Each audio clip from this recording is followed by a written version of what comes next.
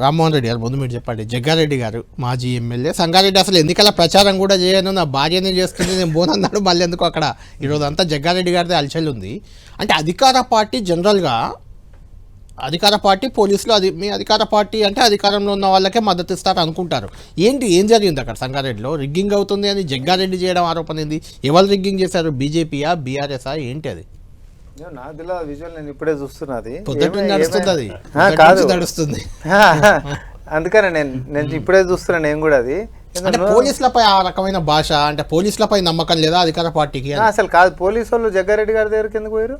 జగ్గారెడ్డి గారే పోలీసు వాళ్ళ దగ్గరికి పోయారు. అటు పోతుంటే పోలీసు బూత్లకు పోతుంటే ఆపుతున్నారు. వాళ్ళు ఆపుతే తోసుకొని వెళ్తున్నాడు. జగ్గారెడ్డి దగ్గర పోలేదు పోలీసులు.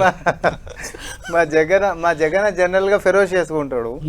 ఎందుకనంటే ఆయన చుట్టుముట్టు ఎప్పుడు జనాలు ఉంటుంటారు. మరి ఈ రోజు ఎక్కడ కామన్ గా పోయినా కూడా ఎక్కడికైనా పోతుంటే మరి ఎన్నికల ఉల్లంఘన కిందకి ఏదైనా డబ్బులు పంచడం అలవాటు, ఎన్నికల కోడ్ ఉందని నిన్న కూడా కేసు అయింది.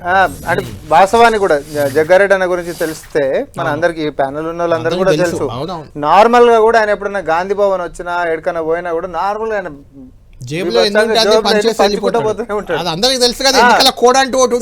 సో ఆ అలవాట్ల పొరపాటు ఆయన పాపం పేదోడు కనిపించగానే బతుకురా అని చెప్పి ఇచ్చేసేటటువంటి అలవాటుతోటి గిట్ట ఉంటే అది ఎన్నికల నియమావళికి ఉల్లంఘించిన దాని కిందకి వస్తుందని పోలీసు వాళ్ళు ఏమైనా జాగ్రత్త చెప్పే ప్రయత్నం జరగవచ్చు. నేను ఆ విషయాన్ని కాదు, కానీ ఇప్పుడు మీకు కూడా తెలుసని మీరు అంటారు, ఇక్కడ ఉన్న వాళ్ళందరూ కూడా తెలుసు.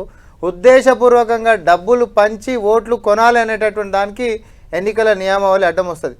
కానీ ఏ ఉద్దేశం లేకుండా కూడా జనరల్ గా ఉండి ఓ పేదోడు కనిపిస్తే తినడానికి ఇచ్చేటటువంటి డబ్బులకి ఓట్లకు దీనికి సంబంధం లేదు. ఓట్ల అసలు ఓటు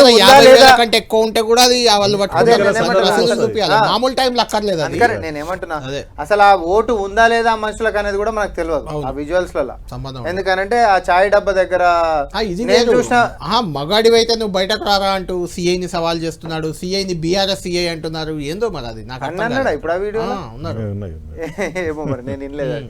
అయితే sir what ever it may be, police వాళ్ళేమో వాళ్ళ జాగ్రత్తలు తీసుకోవాలనే ప్రయత్నం వాళ్ళు చేస్తుండొచ్చు. కొంచెం అఫెన్స్ గా ఫీల్ అయ్యి జగ్గారెడ్డి గారు ఎన్నికలు జరిగాయి, ఏమనిపిస్తుంది? వాతావరణం స్వీప్, కాంగ్రెస్ స్వీప్ చేస్తాం. ఎంత? 100%, 80% కొడతాం.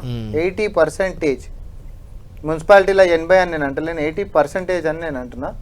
ఖచ్చితంగా మేము కొడతాం. కార్పొరేషన్స్లలో కూడా మేము కొడతాం. ఎందుకంటే ప్రజల్లో చాలా స్పష్టంగా ఈరోజు మనకు కనిపించింది. మా యొక్క పిసిసి అధ్యక్షులు మహేష్ కుమార్ గౌడ్ గారు కూడా